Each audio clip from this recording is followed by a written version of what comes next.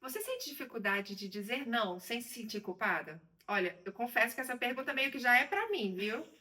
No episódio de hoje, nós vamos falar de culpa, limite e exaustão. Eu sou a Jenny Sandes, terapeuta holística integrativa, sou taróloga e também professora de dança. Eu sou Priscila Figueiredo, terapeuta integrativa. Bem-vinda ao canal do Vem Viver Você. Bom, o bom é que a pergunta que ela trouxe já serve pra gente mesmo, né? Eu acho que colocar limite nas pessoas, nas situações, até na autocobrança, no autojulgamento, é difícil, é desafiador pra caramba. É uma tarefa que a gente tem que executar com consciência e com a certeza. Eu estou sim colocando limite por isso e aquilo, e não ficar se cobrando. Será? Será que eu fui grossa? Será que tá demais? Será que eu tô errada? Será que é adequado? Ah, meu Deus! É o puro suco do caos, né? A gente dar limite para as pessoas e para as situações. Você consegue fazer isso? Eu tô aprendendo, pra mim é sempre um processo e é um desafio. Engraçado que ela falando aqui, sabe o que eu percebi? Que é assim, o limite, quando a gente dá o limite, a gente vai sentir necessariamente duas coisas. Ou a gente vai sentir culpa, né? Ou a gente vai sentir exaustão se a gente não der o limite. Porque, na verdade, quando eu dou sim pro outro e não estabeleço o limite, né? Querendo dizer não, eu tô dando esse não pra mim mesma. Então, eu acho que esse é o ponto que mais pega. Cada vez que eu digo sim para os outros, dizendo não para mim, então eu estou anulando meus próprios sonhos, as minhas próprias necessidades, a minha própria, sabe, vontade, o meu desejo. Então, isso em algum momento ele vai virar exaustão, vai virar sobrecarga, vai virar excesso na minha vida e vai vir de uma maneira muito prejudicial. Por outro lado, muitas vezes quando eu digo não, obrigada, não, não quero, porque você sabia que a gente não tem que se justificar? Eu ia falar exatamente sobre isso. Não, obrigada, não posso, meu filho, meu periquito, papagaio, não sei o quê, nanã, sabe, tem que levar meu peixe no Kung Fu Panda. Gente, apenas não.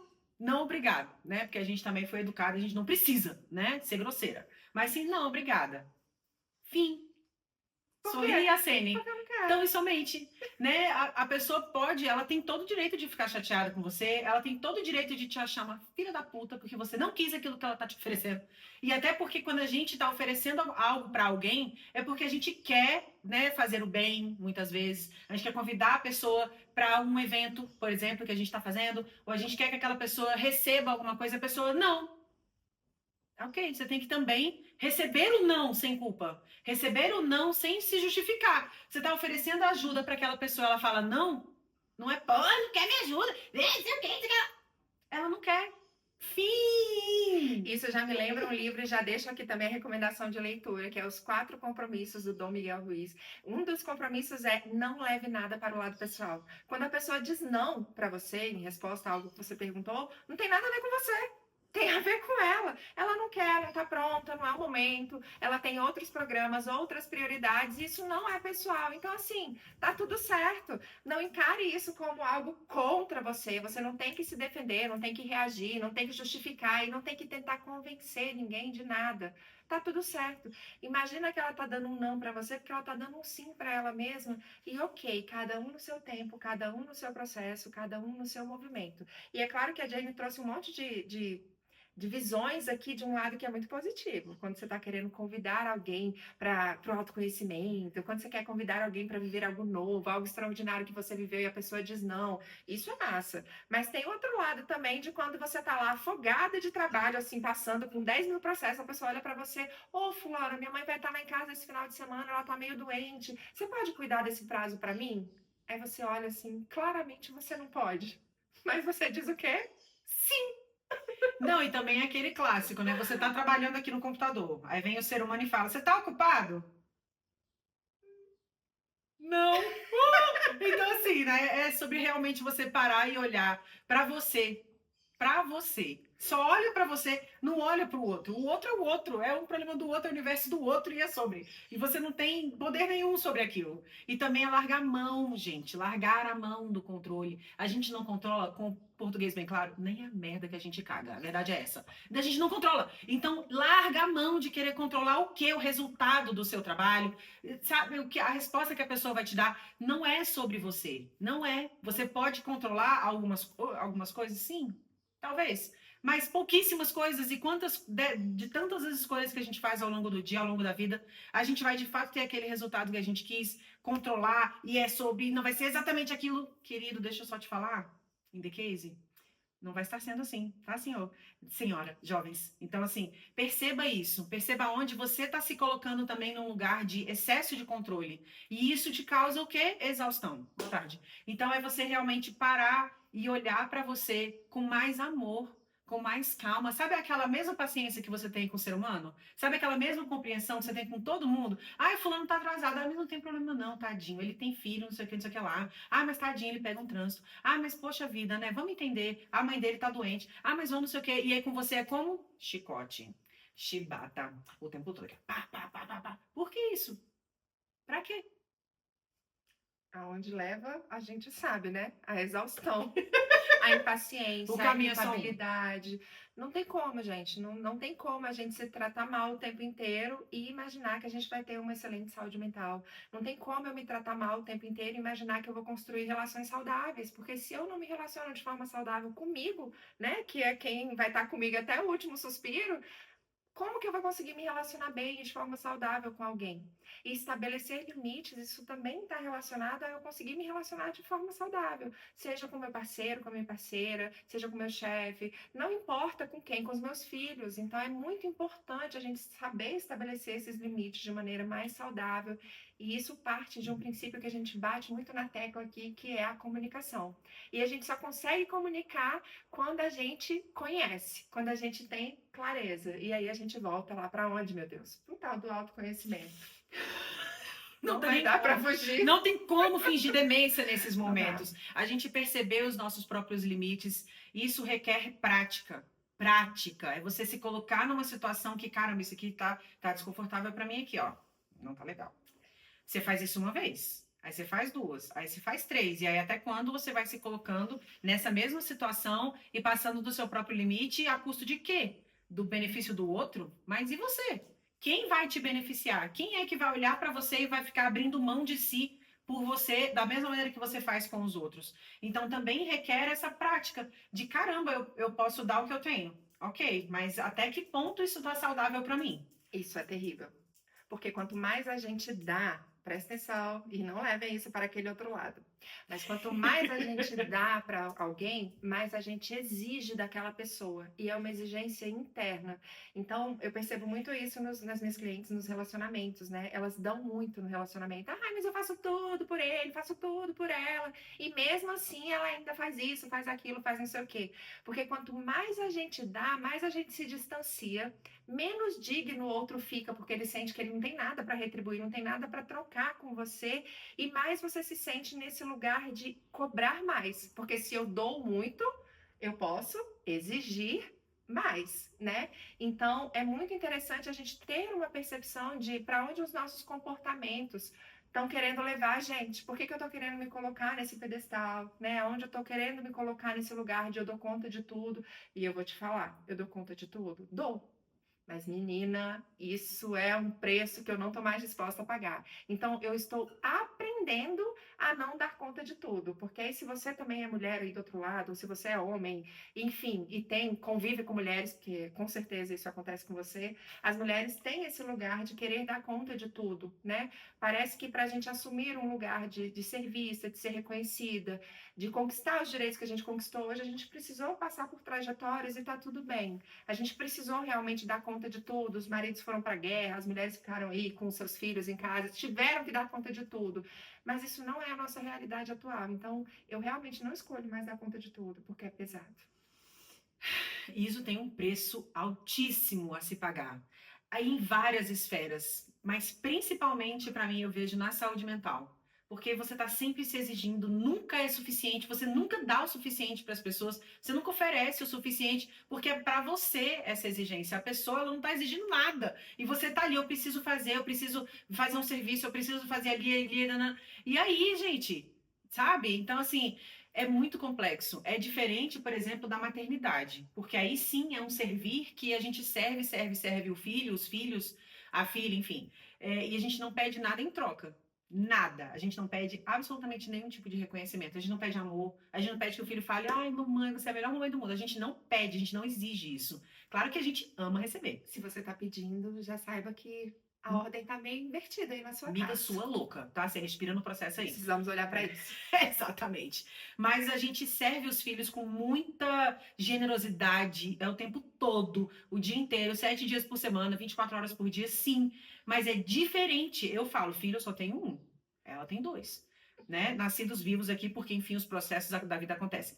Mas a gente entende que as pessoas, os adultos, os outros adultos, não são os nossos filhos. E a gente não tem responsabilidade nenhuma sobre aquele ser humano. Então a gente pode querer ajudar, a gente pode querer ser ali a melhor mentora daquele ser humano, a gente pode ser parceiro, mas a gente não pega o ser humano no colo e carrega. Isso não é, isso é pesado pra gente. Então botar limite também no seu servir. Ai, faz aquilo ali pra mim. Ai, resolve aquilo ali pra mim. Vai ali, faz um favor pra mim rapidinho. Ah, vem aqui, não sei o que, vem aqui ver. Calma, tá? Vamos, seja menos, bem menos. Então você pode sim dizer não. Não, não posso. Não, estou ocupado. Não, agora eu não posso. Hoje eu não posso. Amanhã. E é sobre. Agora, você dizer não, não, não, não, não o tempo todo também, né? Há limites. Tem um equilíbrio aí. Não, não quero. Não, não posso. Não, não vou. Não, vamos fazer não. Não, não quero. Não, não, não. Você ficar só no não, eita, calma aí, né? Tem que ter um equilíbrio aí entre o sim e o não também da sua vida. Isso que a Jenny trouxe é interessante porque tem um aspecto da gente perceber que existe um processo que é do outro, né? Assim como a gente tem o nosso próprio processo. Então, quando a gente fica fazendo tudo pelo outro, é como se a gente não permitisse que ele desenvolvesse as habilidades necessárias para poder sobreviver na vida. Quando eu faço tudo, pode até ser pelo meu filho. É claro que há uma fase da vida em que a gente faz tudo, quando eles são bebês, Pelo né? amor de Deus, né? Depois eles vão desenvolvendo uma certa autonomia, a gente vai começando a deixar que eles façam as coisas deles do jeito deles. E por que que isso é importante? Para que eles consigam desenvolver a autonomia e consigam lá na frente sobreviver com tudo isso que a Sim, gente ensinou. total. Porque se eu continuo fazendo aquilo que ele já é capaz de fazer, é como se eu estivesse dizendo para ele dentro do meu coração, filho, eu faço por você porque você não dá conta. Porque eu vejo que você não é capaz. E quando eu faço isso, imagina como ele recebe, né? Ele se sente um fracassado, ele se sente incapaz. Ele realmente não vai fazer movimento nenhum para desenvolver aquela habilidade, porque de forma inconsciente ele pensa, minha mãe vai estar sempre aqui, ou alguém, se não for a mãe, vai ser a mulher, a esposa, o companheiro, seja o amigo, o vizinho, alguém, o Estado. Né, o Estado, alguém vai ter que fazer por mim, porque a minha mãe fazia, se minha mãe dizia que eu não dava conta, deve ser porque eu não dou mesmo. Então, a proposta é que a gente, como mãe, né, trazendo esse olhar, é que a gente vá aos poucos se tornando desnecessária. Esse que é o caminho. Quando eu olhar para o meu filho e ver que ele não precisa mais de mim para nada. Quer dizer que você fez um bom trabalho. Exatamente. Aí E que sim. mesmo assim ele te procura, mesmo assim ele ainda está aqui, você fez Mas um trabalho mais extraordinário ainda, Mas porque né? ele quer a Exatamente. sua referência, não porque ele precisa de você. Ele quer a sua presença, Sim. ele quer você, e não o que você serve a ele, né? Exatamente. E isso a gente leva para a vida de adulto, tá? Uhum. Você percebeu que ela falou ali da gente esperar dos nossos cônjuges, dos nossos sócios, porque esse lugar de que alguém vai me servir não é só da criança. A gente leva isso também, disfuncionalmente, deixa eu te dar a dica, para o universo adulto. Então, se você ainda espera que as pessoas te sirvam tão e somente só porque você é bonita, querida, né? Vamos dar aí uma terapiazinha, vamos anotar no caderninho aí, porque estou precisando de terapia. E aí você vai tratar o seu adultecer, porque o crescer dói. Mas a síndrome de Peter Pan, ela é real. Eu quero ser criança a vida inteira, porque ser adulto é chato, e ser adulto é chato mesmo. Só te falar, se você tem um jovem adolescente aí, amigo, ser adulto não é legalzão, não. É muito bom em alguns aspectos, mas é muito difícil, muito desafiador em outros. Mas essa é a vida do adulto. A gente faz o que tem que fazer. A gente, cara, não é bom, mas eu tenho que fazer porque eu preciso de trabalho, porque eu preciso resolver esse babado aqui. E é sobre. Mas a gente tem que saber o meu limite. O meu limite. Até o limite do servir, o meu limite do ajudar e o meu limite também de ser quem eu sou. Até onde também eu posso impor quem eu sou na sociedade. Dentro da minha casa eu faço o que eu quiser, é sobre. Mas a sociedade também tem que ter um equilíbrio de convívio, né? Aí a gente pode entrar em várias esferas, mas enfim, não é o assunto de hoje.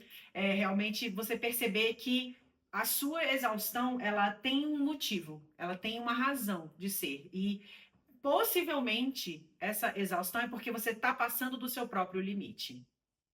É isso. É sobre. Exaustão não é fraqueza, de fato. Exaustão é um acúmulo de nãos que você não conseguiu dizer. Para você ou para o outro. Seja lá para quem for, né? Então, realmente a gente observar tudo isso, a importância do estabelecer o limite. E lá no começo eu falei, né, que o limite ele vai levar a gente para dois caminhos, ou para o sentimento de culpa, porque eu estabeleci o limite, ou para essa sensação de exaustão, porque eu não estabeleci o limite. E existe algo no universo do adulto que é isso, a gente pagar esse preço, né? A gente sustentar as nossas escolhas. Então, quando eu estabeleço um limite, eu compreendo que o outro vai reagir do jeito que ele consegue, né? De acordo com a consciência que ele tem, de acordo com a forma como ele vê a história, e tá tudo bem. Mas eu preciso estar preparada e estar muito bem consciente do que aquela resposta quer dizer para mim, porque assim eu consigo sustentar numa boa. Eu vou entender o chilique do outro, a birra do outro, eu vou entender a raiva, o afastamento, o distanciamento, e eu não vou ficar, eu vou permitir que o outro sinta o que ele precisa sentir e vou me respeitar nesse processo, porque ou é isso, né? Eu lidando com o jeito do outro receber o meu não, ou o meu limite, na verdade, ou eu própria me tornando uma grande panela de pressão, porque a gente pensa assim, ah, não, deixa pra lá, eu vou fazer só mais dessa vez. Só que o pra lá é bem aqui, entendeu? In the case, É bumerangue, assim, volta. Tudo que vai e volta. Tá, pode focar nisso tudo, mas assim, de um modo geral, quando a gente fala deixa pra lá, o lá é cá, né? Então, ou eu vou trabalhar isso de alguma maneira dentro de mim, para eu poder me livrar, me libertar dessas sensações que eu tô tendo, ou então eu vou permitir que o outro seja quem ele é. E aí a culpa, ela faz parte do crescer, faz parte do adultecer.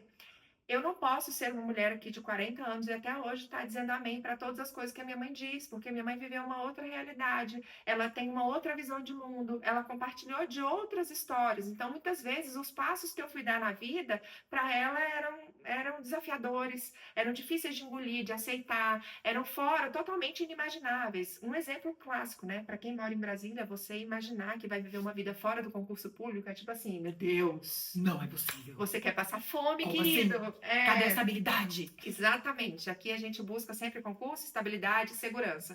E eu desde sempre falei, mãe, então, não quero fazer concurso. E na minha família todo mundo é concursado, basicamente. Era essa a expectativa, mas eu sempre deixei claro, eu sempre comuniquei. Mas ela queria ouvir? Não. Até pouco tempo atrás ela ainda me mandava assim, filha, saiu o edital de não sei aonde, porque na cabeça dela era muito inseguro o caminho que eu estava trilhando, era muito difícil né, aceitar, lidar com tudo isso. Ok, eu precisei sustentar essa culpa de fazer diferente, essa culpa, entre aspas, de seguir um caminho novo e de desobedecer, porque os adultos, eles desobedecem com consciência, porque eu estou arcando com o preço das minhas próprias escolhas, sabendo que, de alguma maneira, eu imagino que esse é o caminho melhor para mim. Então, é com muito respeito que a gente faz isso, não adianta dizer, é porque você escolheu concurso. Não é essa a proposta, não é uma guerra. Aquilo é o que fez sentido para ela. Lembra que existe uma vida que funciona só para ela e uma vida que funciona só para mim? Uhum. Então, estabelecer esse limite também, que muitas vezes é um limite muito difícil de ser estabelecido com pessoas que a gente ama, respeita e que tem para a gente uma influência muito grande, mas isso também faz parte do processo de adultecer e sustentar essa culpa, que a gente sente um peso, caramba, mas é o peso de fazer diferente, de fazer algo novo do seu sistema e sair dos padrões. É muito doido, né? As pessoas critério, que a gente chama. As pessoas critério são pai, mãe, irmãos, avós, tios. São as pessoas que a gente mais importa a opinião. Aquela pessoa falou, putz, é batata no meu coração. Mas é interessante essa coragem que se requer de desobedecer. Eu acho que ela traz o sim ou não, ele traz culpa de qualquer uma das maneiras. Eu sinto culpa porque eu digo não e eu sinto culpa porque eu digo sim. Claro que leva à exaustão, mas a culpa do sim é tipo, caramba, eu tô me sacrificando? Eu tô fazendo demais? o sim, o não, a culpa do dizer não também é, caramba, será que eu devia ter feito? Poxa, eu não tô sendo boazinha com aquela pessoa. Então, você só vai escolher a culpa que você vai sentir, jovem. E aí, o processo de desapegar dessa culpa é o processo de autoconhecimento e de liberdade e de autenticidade, de você se permitir ser quem você é. E eu também fiz um paralelo durante a sua fala, que é assim, quando a gente estava fazendo a consultoria de imagem e estilo, né? O estilo da Pri é completamente diferente do meu. Claro que a gente converge em alguns pontos, mas, por exemplo, eu sou muito criativa, a Pri não é. Então, a minha coragem de me vestir de uma certa maneira também quer dizer não para ela. Tipo, cara, eu vou me vestir de uma certa maneira e você vai se vestir de outra. Eu não preciso ser igual a você. Isso não tem peso. Não é, eu sou mais bonita ou mais feia. Nossa, a Pri é mais elegante ou menos elegante. Não é sobre isso. Mas é sobre eu ser quem eu sou e ela ser quem ela é e é sobre. E tá tudo bem. Não é porque a gente, por exemplo, tô dando exemplo, tá? Não é porque a gente trabalha junto que a gente tem que estar do mesmo jeito.